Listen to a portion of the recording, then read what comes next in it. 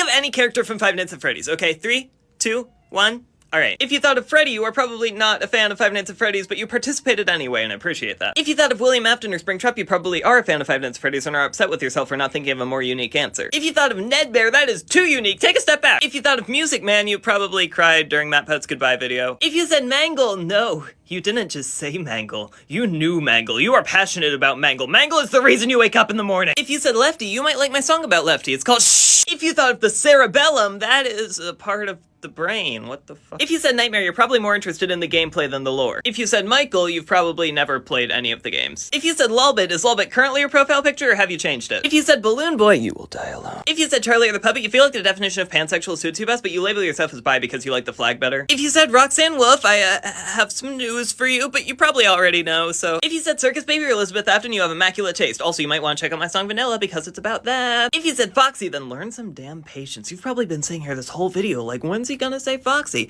Right now I'm saying Foxy, okay? Okay, you're also a homosexual. If you said any of the toy animatronics, you're probably holding out hope that Dream Theory is still somehow 100% true. If you said Helpy or the Mimic, you probably prefer FNAF to Game Theory. If you said Alistair, that's the next one of these. Be patient. You and the people who picked Foxy, man. Jesus. If you went with any of the Withered or Nightmare animatronics, you've probably been a fan of the franchise for over 3 years, but less than 5. So like 4 years, I guess. If you thought of Gregory, you probably thought it in Glamrock Freddy's voice, and if you thought of Candy Cadet, you probably heard it in Candy Cadet's voice. If you said FNAF 1, Bonnie or Chica, you should get like a tattoo of an elm tree on your left arm.